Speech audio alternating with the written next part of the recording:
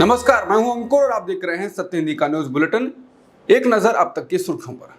Madhya Pradesh Congress committee के प्रदेश अध्यक्ष जीतू पटवारी ने बड़ा दावा किया है। जीतू पटवारी ने कहा कि वर्तमान सीएम मोहन यादव पूर्व सीएम शिवराज सिंह चौहान से बदला ले रहे हैं। जीतू पटवारी ने अपने इस दावे को और स्पष्ट करते हुए कहा कि सीएम मोहन यादव चुन चुन कर उन अधिकारियों को ठिकाने लगा रहे हैं जो पूर्व सीएम शिवराज सिंह चौहान के खास और पसंदीदा हुआ करते थे। बता दें, उनके इस दावे पर इस बात से भी बल मिलता है क्योंकि इससे पहले सीएम डॉक्टर मोहन यादव के एक मंत्री दिलीप अहरवार ने भी शिवराज सिंह चौहान पर टिप्पणी की थी। उन्होंने कहा था, पूर्व मुख्यमंत्री ने तो ना जाने किन किन को गोद लिया था, इसलिए तो उनका ये परिणाम है। वो सिर्फ गोद लेते थे, करते तो कुछ नहीं थे। अहरवार के इस बयान को लेकर जब सियासी बवाल मच गया तो उन्होंने सफाई देते हुए कहा, ये बात कमलनाथ और दिग्विजय सिंह के लिए कही थी। हालांकि कांग्रेस नेता पीयूष बबेले ने अपने सोशल मीडिया साइट एक्स पर लिखा कि एमपी की डॉक्टर मोहन यादव सरकार के मंत्री दिलीप अहरवार ने बड़ा मल्हरा को गोद लेने को लेकर शिवराज सिंह चौहान पर बड़ा हमला किया। बता दें, कहा जा रहा है कि अहरवार की इस बयान के बाद शिवराज समर्थक भी उनके आवास पर पहुंचे और शिवराज जी हमारे सीएम हैं इसके नारे लगाए। भोपाल में लड़कियों के एक चिल्ड्रन होम से कथित तौर पर 26 लड़कियों के लापता होने का मामला सामने आया। न्यूज एजेंसी एनआई के अनुसार भोपाल के परवलिया सड़क पुलिस स्टेशन में जुवेनाइल जस्टिस एक्ट 215 के तहत एक एफआईआर दर्ज की गई है। मध्य प्रदेश के पूर्व मुख्यमंत्री शिवराज सिंह चौहान ने इस मामले में राज्य सरकार से कार्रवाई करने की मांग की है। उन्होंने कहा कि भोपाल के परवलिया थाना क्षेत्र में बिना अनुमति संचालित बाल गृह से 26 बालिकाओं के गायब होने का मामला मेरे संज्ञान में आया है। मामले की गंभीरता तथा संवेदनशीलता को देखते हुए सरकार से संज्ञान लेने एवं तुरंत कार्रवाई करने का आग्रह करता हूं। दिल्ली पुलिस ने 6 जनवरी को एक अदालत से महिला पहलवानों के कथित सेक्सुअल हैरेसमेंट के मामले में भाजपा सांसद और पूर्व डब्ल्यूएफआई प्रमुख ब्रजभूषण सिंह के खिलाफ आरोप तय करने का आग्रह किया है। पुलिस ने कहा, आरोपियों के खिलाफ आरोप तय करने के लिए ठोस साक्ष्य हैं। पुलिस ने अतिरिक्त मुख्य मेट्रोपॉलिटन मजिस्ट्रेट प्रियंका राजपूत के समक्ष अभियुक्तों की इस दलील का विरोध किया कि चूंकि कुछ कथित घटनाएं विदेशों में हुई, इसलिए वो दिल्ली की अदालतों के अधिकार क्षेत्र में नहीं आती, क्योंकि इसने सिंह के खिलाफ आरोप तय करने पर बहस पूरी कर ली। पुलिस ने कहा कि सिंह द्वारा कथित तौर पर विदेशों और दिल्ली सहित भारत के अंदर की गई यौन उत्पीड़न की घटनाएं उसी अपराध का हिस्सा हैं। पुलिस ने न्यायाधीश से कहा, ऐसे में इस मामले की सुनवाई का अधिकार दिल्ली की अदालत को है। ब्रजभूषण के करीबी संजय सिंह ने यूनाइटेड वर्ल्ड रेसलिंग प्रेसिडेंट को चिट्ठी लिखकर निलंबन को रद्द करने की मांग की है। बता दें, हाल ही में संजय सिंह को भारतीय कुश्ती महासंघ का नया प्रमुख चुना गया था, जिसके बाद भारत के खेल मंत्रालय ने नई चुनी गई बॉडी को निलंबित कर दिया था। निलंबन के बाद भारतीय ओलंपिक संघ के एडहॉक पैनल को इसके संचालन की जिम्मेदारी दी गई थी।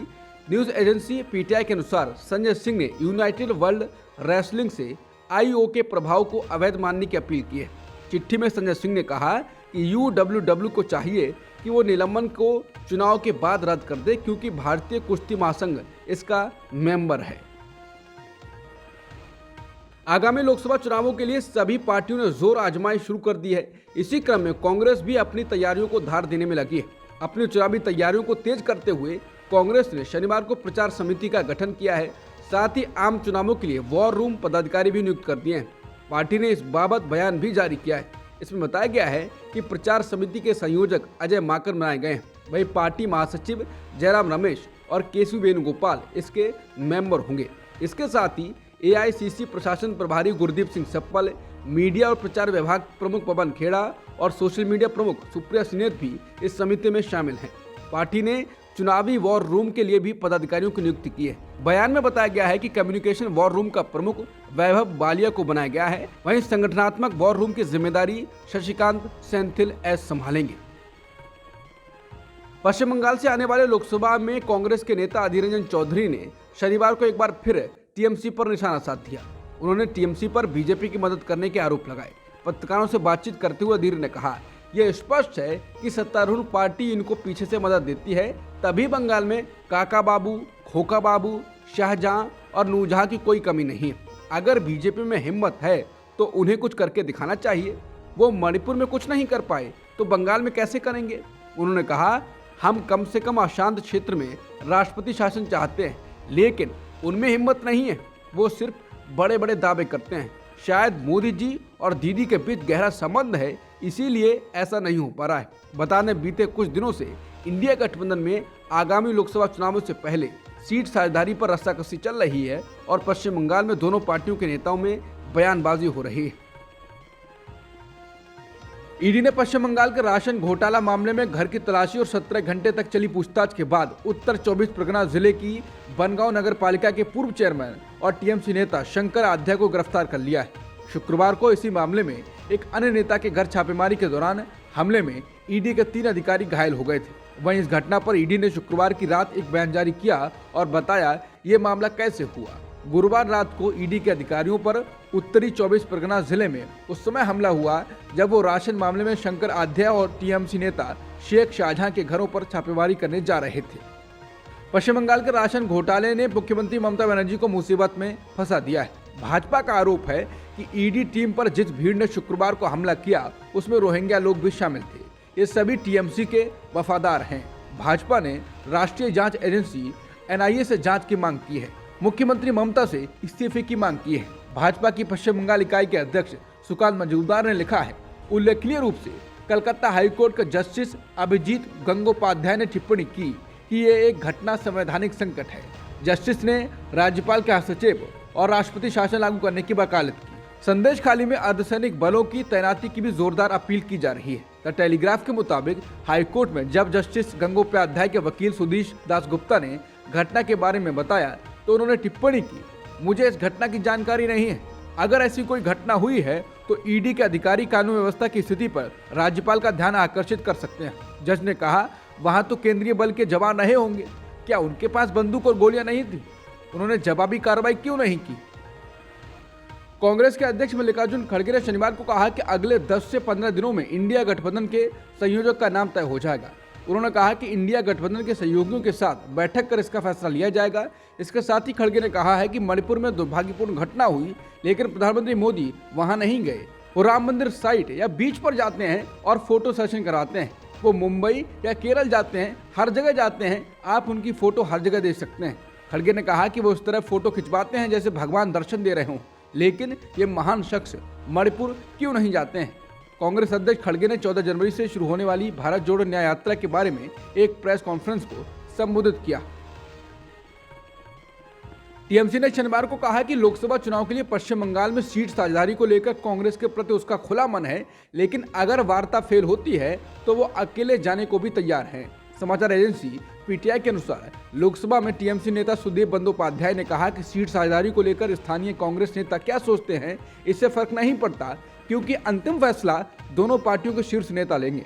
उन्होंने कहा कि हमारी नेता ममता बनर्जी पहले ही कह चुकी हैं कि कांग्रेस के प्रति हमारे दिल के दरवाजे खुले हैं। अब वो क्या करते हैं ये उनके ऊपर है। पश्चिम बंगाल में क्या होता है ये सोनिया गांधी और ममता बनर्जी तय करेंगी।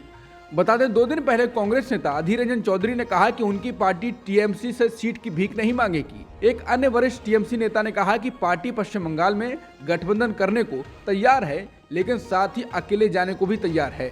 मालूम हो कि राज्य की 42 लोकसभा सीटों में टीएमसी कांग्रेस को 4 सीटें देना चाह रही है। 2019 में टीएमसी ने 22 सीटें जीती थी, कांग्रेस को 2 और बीजेपी को 18 सीटें मिली थी। कांग्रेस की नेशनल अलायंस कमेटी के सदस्य और पूर्व मंत्री सलमान खुर्शीद ने कहा है कि रविवार को सीट शेयरिंग पर बातचीत शुरू होगी। इसमें आप और जेडीयू से सबसे पहले बातचीत होगी। उन्होंने संकेत दिया कि हर राज्य का फॉर्मूला अलग अलग होगा। हिंदुस्तान टाइम्स को दिए साक्षात्कार में कांग्रेस कार्यसमिति के सदस्य सलमान खुर्शीद ने कहा कि 7 जनवरी से हम उन दलों से बातचीत करेंगे जिन दलों ने अपने प्रतिनिधि को बातचीत के लिए अधिकृत किया है। इसके बाद इंडिया गठबंधन की जो पार्टियां हमें समय देंगी, हम उनसे भी बातचीत करेंगे। शुरुआत में हम उनकी अपेक्षाओं का अंदाजा लगाने की कोशिश करेंगे। हमारी अपनी पार्टी के नेतृत्व ने हमें बताया है कि कांग्रेस गठबंधन से क्या उम्मीद करती है, इसलिए चाहे वो मेल खाते हो या नहीं, या जहां हमें बातचीत करने की जरूरत है, ये सब तब साफ हो जाएगा जब हम दूसरे पक्ष से मिलेंगे। राजस्थान में कांग्रेस की हार क्यों हुई, इसको लेकर पूर्व सीएम अशोक गहलोत ने वजह बताई है। उन्होंने पत्रकारों से बातचीत करते हुए कहा कि राजस्थान विधानसभा चुनाव के प्रचार के दौरान पीएम मोदी, अमित शाह और बीजेपी के 5 मुख्यमंत्रियों ने ध्रुवीकरण कर दिया। उन्होंने कहा कि भाजपा ने साल 2023 का सबसे बड़ा झूठ बोलते हुए ये प्रचार कर दिया कि उदयपुर हत्याकांड के पीड़ितों को 5 लाख रुपए दिए, जबकि जयपुर में इकबाल हत्याकांड के पीड़ितों को 50 लाख रुपए दिए गए। चुनाव जीतने के लिए अगर बड़े बड़े नेता झूठ बोलने लग जाएं तो फिर देश का क्या होगा। उन्होंने कहा कि बीजेपी ने चुनाव में हिंदू मुस्लिम की बात की, जिससे जनता को गुमराह किया। छत्तीसगढ़ के पूर्व मुख्यमंत्री भूपेश बघेल ने कहा कि ईडी ने ऑनलाइन सट्टा महादेव ऐप के सप्लीमेंट्री चार्जशीट में जिस तरह से मेरा नाम लिखा है वो पूरी तरह से राजनीतिक षड्यंत्र का हिस्सा है। उन्होंने कहा कि ईडी अपने राजनीतिक आकाओं के इशारे पर कूट रचना कर रही है और लोगों को गिरफ्तार कर रही है और उनसे दबाव पूर्वक मेरे और मेरे सहयोगियों के खिलाफ बयान दिलवाए जा रहे हैं। इन बयानों में जो पैसों के लेन देन के आरोप लगाए गए हैं उनका कोई आधार नहीं है। भूपेश बघेल के अनुसार जिस असीम दास के पास से रुपए बरामद हुए थे उसने जेल से अपने हस्तलिखित बयान में कह दिया है कि उन्हें भी धोखे में रखकर फंसाया गया है और उन्होंने कभी किसी राजनेता या उनसे जुड़े लोगों को पैसे नहीं पहुंचाए। अब ईडी दावा कर रही है कि उसने ये बयान भी वापस ले लिया है। ये किस दबाव में हो रहा है उसे सब जानते हैं। भूपेश बघेल ने ईडी पर आरोप लगाते हुए कहा, अब सवाल ये है कि ईडी ने जिस दिन कथित रूप से असीम दास से रुपए बरामद किए थे उस घटना की पूरी रिकॉर्डिंग ईडी के पास है। इसका मतलब है कि पूरी घटना पूर्व नियोजित थी और इसका मतलब यही है कि इसकी कूट रचना ईडी। उन्होंने कहा कि हम तो शुरुआत से कह रहे हैं कि ईडी मारपीट से लेकर धमकी देने तक हर हथकंडे अपनाकर मेरा और मेरे सहयोगियों का नाम लेने का दबाव बना रही है। ईडी के नए दस्तावेज से ये और स्पष्ट हो जा रहा है। वाराणसी की जिला अदालत ने एएसआई की सर्वे रिपोर्ट को सार्वजनिक न किए जाने की मांग को लेकर फैसले की अगली तारीख 24 जनवरी को दी है। भारतीय पुरातत्व सर्वेक्षण ने वाराणसी के जिला जज डॉक्टर अजय कृष्ण विश्वेश की अदालत में बुधवार को अदालती आदेश का हवाला देते हुए ज्ञानवापी की सर्वे रिपोर्ट 4 सप्ताह तक सार्वजनिक न करने की अपील की थी। इस मामले की सुनवाई करने के लिए गुरुवार और शुक्रवार को तारीख मुकर्रर की गई, लेकिन कोर्ट ने इस पर कोई टिप्पणी नहीं की। कोर्ट ने आज सभी अलग अलग प्रार्थना पत्रों पर अपनी टिप्पणी दी है। शिवसेना यूबीटी के अध्यक्ष उद्धव ठाकरे ने शनिवार को घोषणा की 22 जनवरी को जब अयोध्या में राम मंदिर का उद्घाटन किया जाएगा तो वो नासिक में गोदावरी नदी तट पर महाआरती करेंगे और पंचवटी में काला राम मंदिर जाएंगे। पौराणिक कथाओं के मुताबिक यहाँ पर भगवान राम का निवास बताया गया है और अपने निर्वासन के दौरान यहाँ रुके थे। बता दें, उद्धव की शनिवार 6 जनवरी की घोषणा भी एक तरह की राजनीति है। उन्होंने 22 जनवरी को जिस कालाराम मंदिर में जाने का फैसला किया है वहां दलितों के जाने पर लंबे समय तक रोक रही है। 1930 में बाबा साहेब आम्बेडकर और साने गुरुजी को दलितों को इस मंदिर में प्रवेश दिलाने के लिए सत्याग्रह किया गया। इस सत्याग्रह का महाराष्ट्र के दलितों में बहुत महत्व है और उस दिन वो कार्यक्रम भी करते हैं। बता दें, राम मंदिर उद्घाटन समारोह में उद्धव को नहीं बुलाया गया है। इस मुद्दे पर शिवसेना यूबीटी और भाजपा नेताओं के बीच बयानबाजी जारी है। मुंबई पुलिस ने भगवान राम पर विवादित टिप्पणी के मामले में नेशनल कांग्रेस पार्टी के विधायक जितेंद्र आभान के खिलाफ केस दर्ज किया है। न्यूज एजेंसी पीटीआई ने पुलिस के अधिकारियों के हवाले से बताया है कि शुक्रवार देर रात विधायक जितेंद्र आभान के खिलाफ एफआईआर दर्ज कराई गई। शुक्रवार को ही पुणे में उनके खिलाफ एक केस दर्ज कराया गया था। एनसीपी के शरद पवार गुट के विधायक जितेंद्र आभान महाराष्ट्र विधानसभा में ठाणे जिले की मुमरा कलवा सीट का प्रतिनिधित्व करते हैं। मुंबई में जितेंद्र आभान के खिलाफ ये एफआईआर विश्व हिंदू परिषद के स्थानीय नेता गौतम रावरिया ने दर्ज कराई है। बता दें, 3 दिन पहले जितेंद्र आभान ने बुधवार को शिरडी में पार्टी के कार्यक्रम में ये कहते हुए विवाद खड़ा कर दिया कि भगवान राम मांसाहारी हैं, वो शिकार करते थे और उसे खाते थे, वो हमारे हैं, बहुजनों के हैं।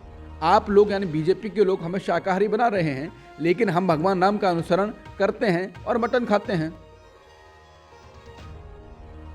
आंध्र प्रदेश में सत्तारूढ़ वाईएसआर कांग्रेस पार्टी में 9 दिन पहले शामिल हुए पूर्व क्रिकेटर अंबाती रायडू ने शनिवार को पार्टी छोड़ने का ऐलान कर दिया।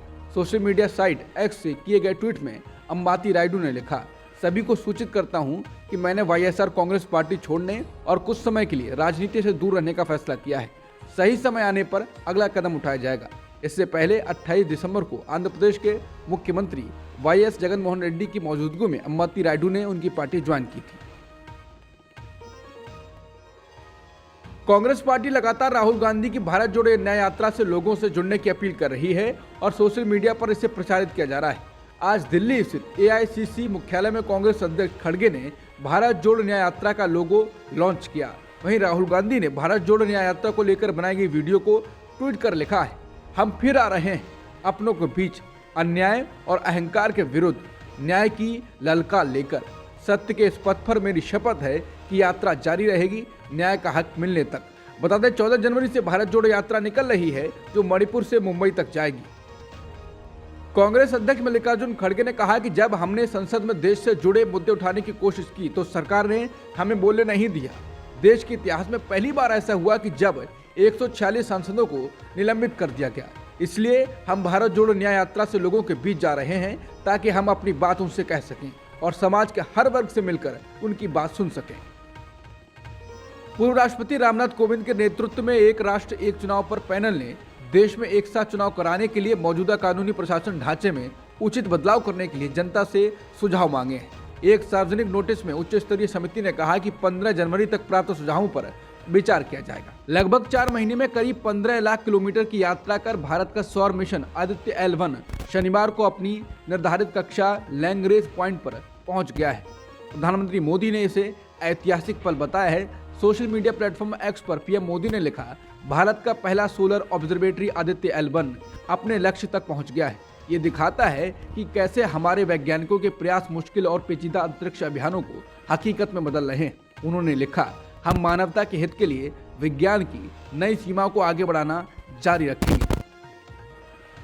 बांग्लादेश में 7 जनवरी को चुनाव होंगे। प्रधानमंत्री शेख हसीना को मुख्य विपक्षी BNP की अनुपस्थिति में लगातार चौथी बार जीतने की उम्मीद है। चुनाव आयोग ने कहा कि मतदान सुबह 8 बजे शुरू होगा और शाम 5 बजे समाप्त हो जाएगा। नतीजे 8 जनवरी की सुबह से आने की उम्मीद है। प्रधानमंत्री हसीना की सत्तारूढ़ आवामी लीग के लगातार चौथी बार जीतने की उम्मीद है, क्योंकि पूर्व प्रधानमंत्री खालिदा जिया की मुख्य विपक्षी पार्टी बांग्लादेश नेशनलिस्ट पार्टी यानी BNP ने चुनाव का बहिष्कार किया है, जो भ्रष्टाचार के आरोप में घर में नजरबंद है। बांग्लादेश में मतदान से पहले अज्ञात आगजनी करने वालों ने 4 मतदान केंद्रों सहित कम से कम 5 प्राथमिक विद्यालयों में आग लगा दी है। पुलिस राजधानी ढाका के बाहरी इलाके में गाजीपुर में लगी आग की जांच कर रही है, लेकिन संदेह है कि रविवार के चुनाव को बाधित करने के इरादे से गलत लोगों ने आधी रात में स्कूलों में आग लगा दी। पुलिस ने कहा कि हमने गश्त तेज कर दी है और अभी भी जारी है। बता दें, मुख्य विपक्षी पार्टी BNP ने चुनाव का बहिष्कार कर दिया है और कहा है कि प्रधानमंत्री शेख हसीना की आवामी लीग एक दिखावटी वोट को वैध बनाने की कोशिश कर रही हैं, जो उनकी पार्टी को लगातार चौथी बार जीत दिलाएगा। अमेरिका की सुप्रीम कोर्ट ने कहा है कि वो ये तय करने के लिए एक ऐतिहासिक केस की सुनवाई करेगा कि क्या डोनाल्ड ट्रंप अमेरिकी राष्ट्रपति पद की होड़ में शामिल हो सकते हैं या नहीं हो सकते हैं। इस केस की सुनवाई फरवरी में होगी और इसका फैसला पूरे देश में लागू होगा। सुप्रीम कोर्ट के जज कोलोराडो राज्य के एक फैसले के खिलाफ सुनवाई करने को तैयार हो गए। कोलोराडो ने अपने फैसले में ट्रंप को प्राइमरी चुनाव लड़ने से रोकने के लिए 2024 के बैलेट से हटा दिया था। ट्रंप ने मेन राज्य के किए ऐसे ही एक फैसले को भी चुनौती दी है। बता दें, राष्ट्रपति चुनाव में जो बाइडेन के हाथों हुई हार के बाद ट्रंप समर्थकों ने आज से ठीक 3 साल पहले यानी 6 जनवरी 2021 को कैपिटल हिल में दंगे किए थे। इस विद्रोह में ट्रंप के शामिल होने का आरोप लगाते हुए कई राज्यों में मामले दर्ज किए गए और मांग की गई कि ट्रंप को राष्ट्रपति चुनाव के लिए अयोग्य ठहराया जाए। अब सुप्रीम कोर्ट को यह तय करना है कि क्या गृहयुद्ध के समय हुआ संवैधानिक संशोधन ट्रंप को राष्ट्रपति चुनाव का उम्मीदवार बनने से रोकता है या नहीं रोकता है।